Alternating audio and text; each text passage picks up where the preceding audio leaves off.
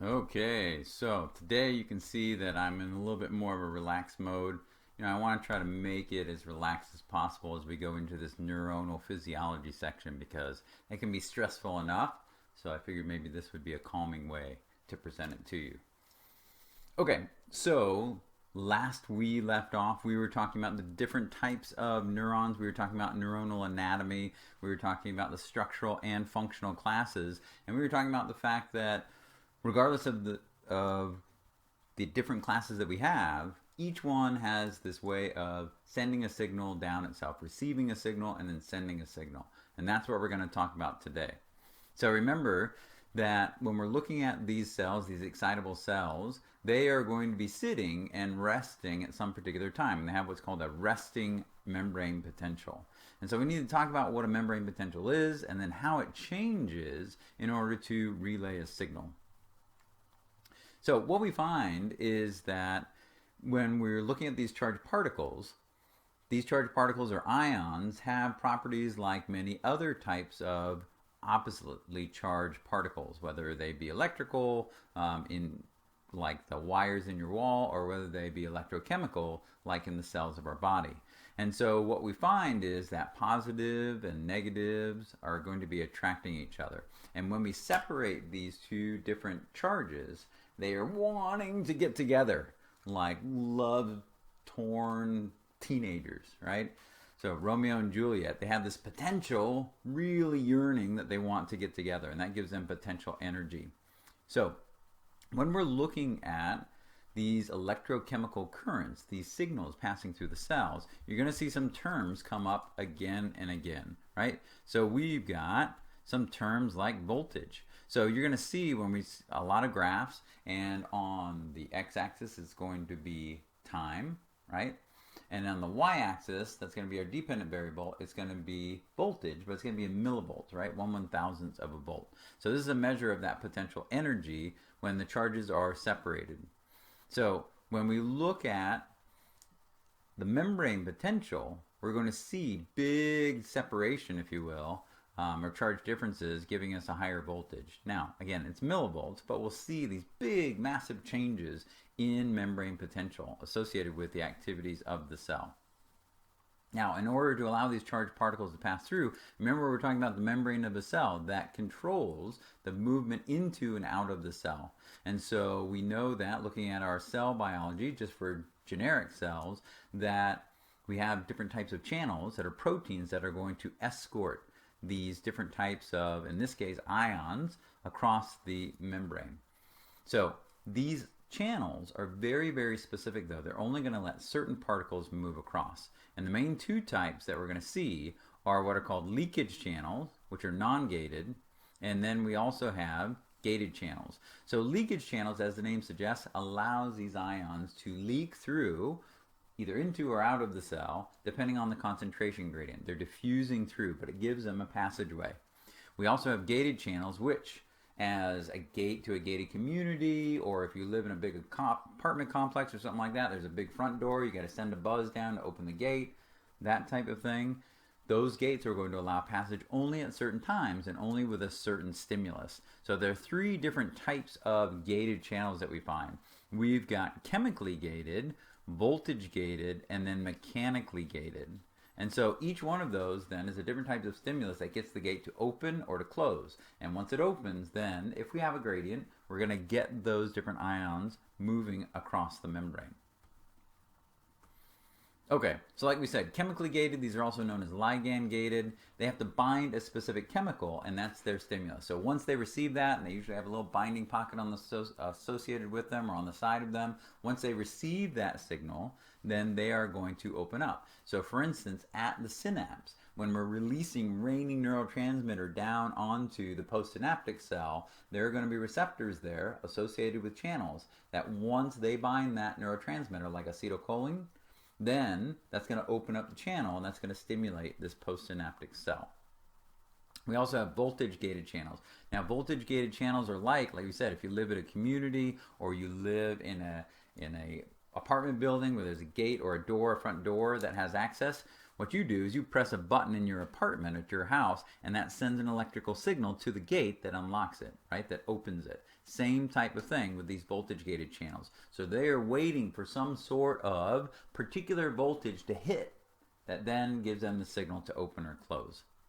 So those are going to be some of the most important ones that we are going to see in our tour of our neurons, but there's also mechanically gated channels. So mechanically gated channels physically need to be deformed. So imagine, like, you probably have no idea that this exists, but there's this thing called an ice cube tray. And so maybe some of you know, since maybe you're living in apartments and you can't afford fancy refrigerators and freezers that make ice, but the other way you can make ice, the manual way, is to have an ice cube tray, fill it up with water, put it in the freezer, magically it creates ice. But when you take it out, in order to eject the ice, what do you have to do? You have to physically deform the tray, and then as that spreads, it allows them to open up and pop out, right? So that's how mechanically gated channels work as well, the deformation of the cell and of the channel. Okay, so different types of gated channels are going to control the flow, and this graphic then shows some of them. So chemically gated channels, again, we can see the binding of the chemical associated with the channel there. It opens up, and now we can see ions passing through. Voltage gated channels are waiting for a particular voltage. So we can see here, right, there's charged particles. It's positive on the outside, negative on the inside. All of a sudden it changes, and now that channel is going to open up. Okay, so like we said then, once the channel opens, as long as there is some type of a gradient, they're going to diffuse whichever way, go from high to low, like a ball rolling downhill. Now, the thing that affects that is, number one, the concentration gradient, but number two, we said these are charged particles.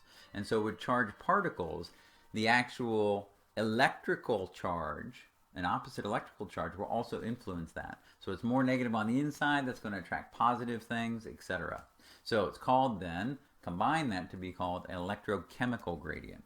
So both of them are going to be involved in, if you will, influencing the movement of these charged particles. Okay, so when we're talking about a resting membrane potential there, we're talking about a cell that's not sending a signal in a particular time, and oftentimes for a neuron, that sits at about negative 70 millivolts. So negative 70 millivolts, that means that the inside of the cell is more negative than the outside of the cell.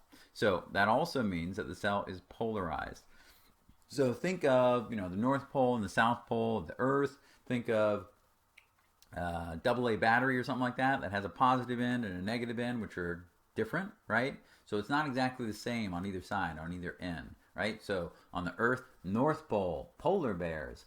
South Pole, penguins. Despite what Coke would have you believe in their cartoonish commercials, those two will never meet.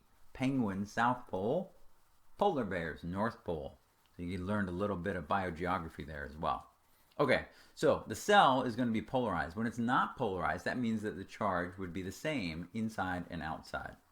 But these cells are polarized, and it's more negative on the inside of the cell compared to the outside. So, like we said, the ionic composition between the intracellular fluid and the extracellular fluid is going to affect that, right? So if we have more of a particular ion, charged particle, piled up on one side or the other, that's going to affect it. And differences in plasma membrane permeability. Now, when the plasma membrane is permeable, right, channels will open up. That's when it's permeable. Things can permeate through. When the channels are closed, then it's not going to be permeable. And we can change that, like we saw, with the different types of gated channels. All right, so if we were going to measure what's going on inside the cell, we would do so with a voltmeter, just like you could do measuring a battery or measuring, the outlet or something like that. So you have a ground outside the cell, and then you have a microelectrode that you stick inside the cell, and you're measuring that difference between inside and outside, right? So that's a very, very small voltmeter, to be sure.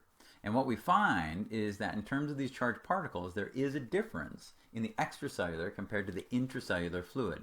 In the extracellular fluid, we have a much higher concentration of sodium ions, and in the intracellular fluid, we have a much higher concentration of potassium ions. So, inside of the cell, more potassium. Outside of the cell, more sodium. Now, there are chlorides that are following the sodium, so we find a lot of chloride ions that are outside of the cell as well. But what we'll find is that these two charged particles are going to produce our changes in membrane potential. But in terms of like resting membrane potential and things like that, in fact, potassium of the two has a more important role. So let's take a look at the movie here. That kind of sets the stage for what we're going to be seeing in terms of neuronal anatomy and physiology.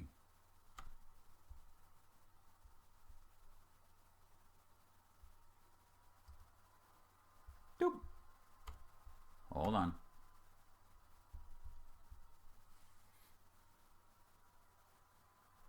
The human brain alone contains about 100 billion nerve cells, called neurons. A neuron, like every other cell, Technical glitch. has There you go. positively and negatively charged ions, inside and outside. Further, a resting neuron has a greater negative charge on the inside surface of the plasma membrane and a greater positive charge on the outside surface. This partitioning of charge creates a voltage difference across the membrane known as the resting membrane potential, which can be measured using a voltmeter. On average, an intracellular electrode records a value of minus 70 millivolts. The resting membrane potential depends on two factors. First, it depends on the presence of sodium and potassium gradients across the plasma membrane.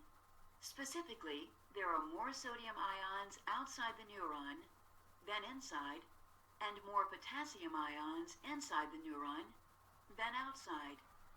Second, the resting membrane potential depends on the differential permeability of the plasma membrane to sodium and potassium ions. Leak channels in the plasma membrane allow sodium and potassium ions to diffuse or leak down their concentration gradients. See, no gates on those. The membrane contains many more potassium leak channels than sodium leak channels. Thus, the membrane is much more permeable, or leaky, to potassium ions. As positively charged potassium ions leak out of the neuron, the inside surface of the membrane becomes negatively charged compared to the outside surface. If potassium was the only ion moving, the potential would stabilize at minus 90 millivolts. However, positively charged sodium ions leak into the neuron, which slightly offsets the negative charge and raises the voltmeter reading to minus 70 millivolts. Sodium-potassium pumps actively transport sodium ions out of the neuron and potassium ions back in, compensating for the sodium and potassium leaks. Thus, the pumps help to maintain the resting membrane potential.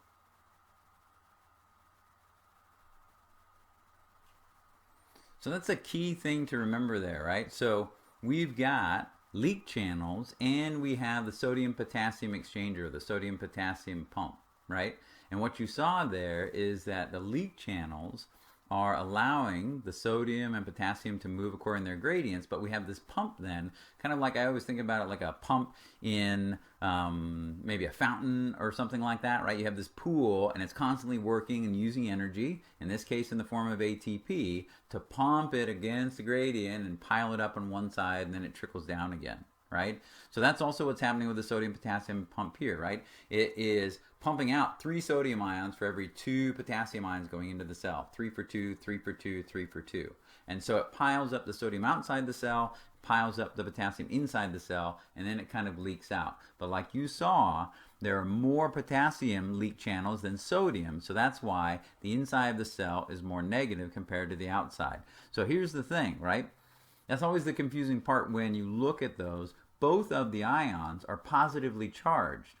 So how do I get a negatively charged inside of the cell? Well, much like maybe your life, right? If you had all these positive things in your life and you started losing them, right?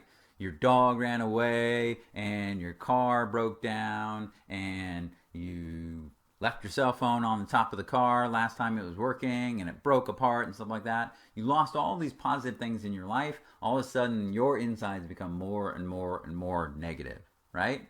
So That's the way, if you will, the cell also works. By losing these positively charged potassium ions, it makes the inside of the cell more and more negative. Okay, so we saw that these charged particles will move across the membrane through their channels, and that will help to establish this negative membrane potential at what's called resting membrane potential, when the cell is not doing anything. There are also some large negatively charged proteins that are found inside of the cell. And so because those are so large they can't get across the plasma membrane, they also contribute to the inside of the cell being more negative. So we saw it was slightly permeable to sodium through the leak channels, but much more permeable to potassium, 25 times more permeable to potassium. So losing that positively charged potassium out of the cell is going to make the inside of the cell negative. Now, the permeability in terms of chloride is kind of following the sodium. And so in that way, it doesn't have much effect on the overall charge, but it does move across the membrane as well. All right, so we saw that sodium and potassium are going to be important here, just at establishing resting membrane potential. And then coming up, we're going to start talking about what are called action potentials as well as graded potentials when we see big changes occurring. Don't forget, besides the leak channels and the gated channels, the sodium-potassium pump is very critical. You need to know how many ions we're exchanging across, which way they're going, and the fact that we need ATP being burned, if you will, in order to push those across the membrane in a way they don't want to go, right? It's going across and opposite to the gradient. Okay, so we've seen that there's some membrane potential changes when we have these ions moving across, and when the permeability changes if we have gated channels opening up, etc. So what we find is that with this changes that can occur, like we said, resting membrane potential is just one thing, but if we start seeing big changes, we start poking the cell or stimulating the cell, we can produce what's called a graded potential or an action potential. Key things here, you're definitely going to need to know how to compare those, the characteristics of both, where they occur, how they're similar and different. In this case, we're receiving signals, and these are being carried over short distances, whereas action potentials are the way that we can transmit these signals over long distances occurring in the axon. Remember, we have that long extension, that long pole called the axon, right? Like the mouth of the cell. Action potentials are going down the axon. You can see how those names kind of line up. Okay, so by changing the membrane potential from this resting, that's how we can actually send and receive signals, creating these waves that will go through the cell and down the cell, etc. Now, a couple things that we have to establish in terms of vocabulary is, here's one of those graphs, right? So here's time on the x-axis, this is milliseconds, and here is voltage on the y-axis in terms of millivolts, right? So we said resting membrane potential is often around negative 70 millivolts, at least for neurons. Other excitable cells are a little bit different. So resting membrane potential, we're going to see, right, it's flat, it's resting, okay? If it becomes less negative, right, if we see it going like this, right here at 0, that's where we would have the same distribution of these charged particles on either cell. So as we see this membrane potential changing and going up towards the 0, we call that depolarization. We're sitting in a polarized state where there's a difference between inside and outside, and now we're becoming less and less different, right? More and more the same compared to the inside and the outside. We're approaching 0. So that's called depolarization, less and less polarized. So as we go up, it's called depolarization. What we'll find out is, as it goes down, then, so it goes up like this is depolarization, and then we'll also find out there's a term that's called repolarization when we are returning to a polarized state. So repolarization, this is re, and that is D over here. Repolarization is where we're becoming polarized again, okay? And then we also have this section here that's called hyperpolarization. We become briefly even more polarized, go down below resting potential. So depolarization, repolarization, hyperpolarization. You need to know those three. And as we go through and talk about how the membrane is changing, you need to know what is producing depolarization and repolarization and hyperpolarization. Okay, so keep track of that. Okay, so like we said, depolarization becomes less negative, hyperpolarization becomes even more negative, and then that repolarization is after we have been depolarized, we're becoming more polarized again. So repolarization. So instead of repolarized, we could say repolarization, and that would be the same, right? Like that. So that's becoming negative again, becoming more polarized. Okay, so we've set the stage now. We've talked about resting membrane potential, talked about the ions involved and the channels involved. That's the stage. Now we need to talk about what happens when there's big changes. When the cell starts getting stimulated, how does that membrane potential change in order to receive a signal and then ultimately send a signal as well in terms of action potentials? We'll see that in the next episode. I know you can't wait, but you're going to have to.